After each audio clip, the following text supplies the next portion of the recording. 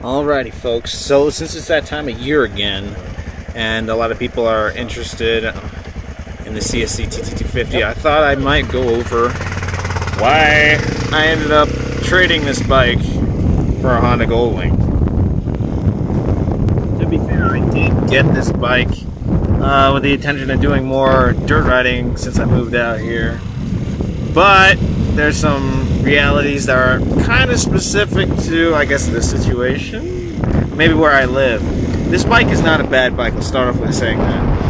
However, depending on where you are, it may not be the best choice.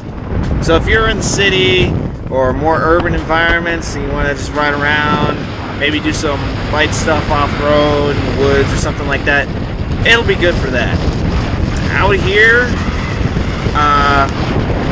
it's just not enough power, man. It's not enough. And mainly, that's because I like riding to the destination. I don't want to have to trailer the bike with me, which a lot of people do with their bikes.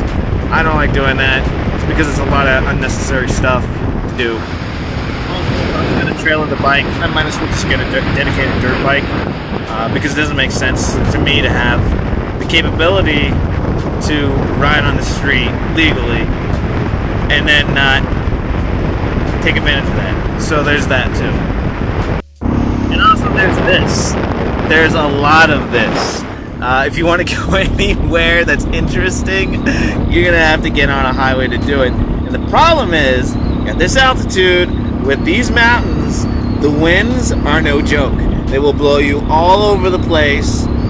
And the little TT, this may seem flat, but there's actually a lot of undulating terrain, and with a headwind, or even actually not even that strong of a wind, with the stock gearing, you're looking at like 60, 65. Out here, going up hills and stuff, you're gonna probably hit 55 with stock gearing. Into the wind, it may dip down to 50. Now, that may not seem bad on these roads when there doesn't look like there's a lot of traffic, but then people come flying at like 90, and occasionally there'll be more traffic out here than you actually think there is. The day I decided to get rid of this TT250, I was coming back from Fallon, and it's a pretty flat run there. But it was just one of those days where it's like a 20 mile per hour, like, headwind, slight side wind. And I was realizing that I was like, A, I was struggling to keep like 55. And 2, I was leaning the bike at like a 45-degree angle going straight just to keep it on the road to counter the wind. So, yeah, that was a day when I was like, I don't think this bike can handle it out here. Because, as you can see, this place is wild. Alright, let's look. We got our Pyramid Lake Indian Wars #1 and the sequel.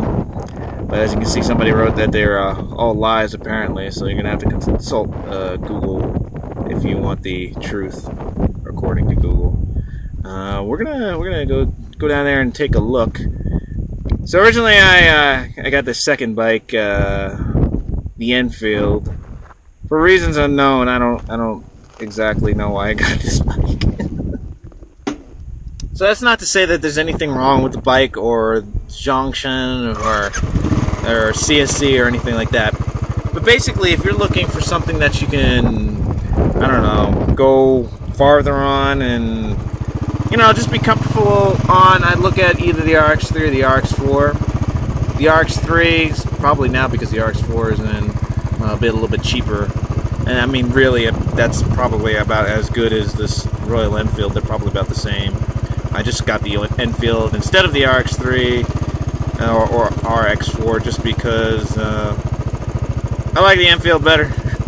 It's a vanity thing. And I originally got this just because I was going to have, you know, the TT for silly stuff and then this for longer stuff. And then I realized, like, I can do most of what I was going to do on the TT with this bike, so it didn't make sense to have both of them. And so fortunately the TT had to leave the stable, and for some odd reason was one of those things, I guess, impulse, the opposite of an impulse buy, impulse sell. Literally, I was riding back and I just stopped and I was like, you know what, this is a good bike, but I think today is the day. And I took out my phone, instantly took some pictures and put it on Craigslist just like that. And it was just one of those things.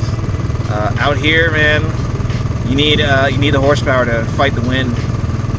Fight the wind and get up on these mountains. Off-road, of course, there's no issue. I mean, both of these bikes handle fine.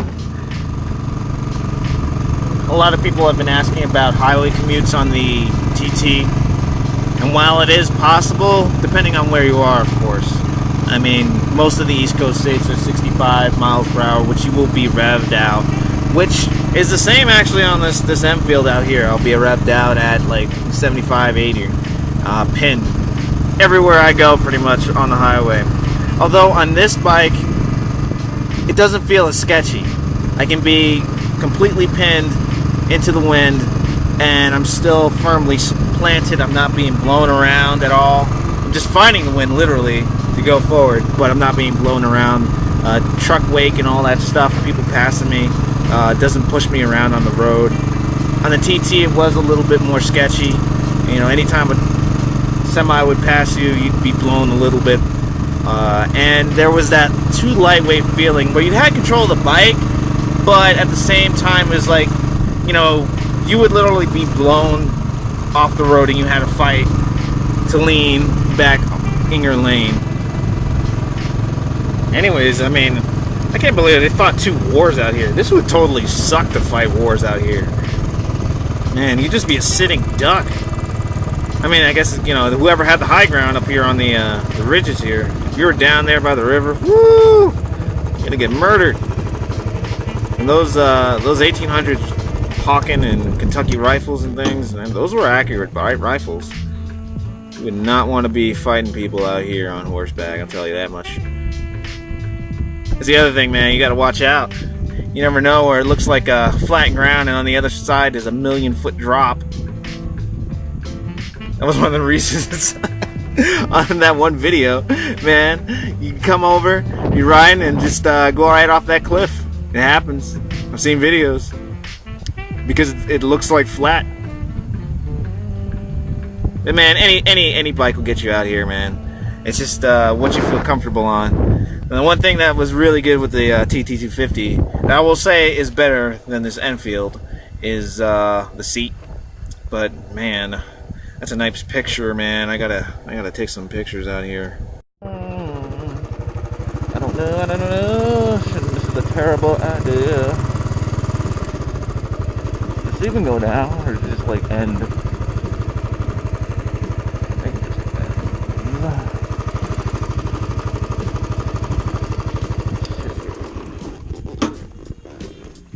This is one of the things you have to do. You gotta go check this shit. Because it could look like a road that just goes down and then it'll just be a cliff. Or it'll be some ridiculous shit like this. Rocky goodness. Where does this go? Does this end? Oh, what do we have here? The mound. I think it might go down there. Yeah, I think it snakes down. We'll take it real easy. And then it looks like it goes into town, man. At least it's not a 1,000,000-foot drop. Let's try it. We could die. But that's alright. That's what it's all about. In the immortal words of BXD, I'm gonna be like taking it real easy down here. Because I don't have my you know, armor boots on.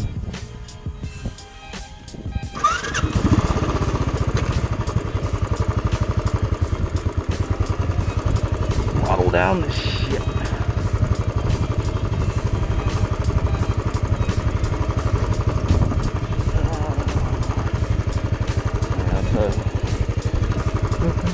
I'm just so curious. Actually. It was at that moment that my common sense kicked in, and I had visions of a fiery death. Anyways, boys, I hope this helps you, because a lot of people do CSC TT250 reviews, and then they get rid of the bike, and they never really explain exactly why they did so.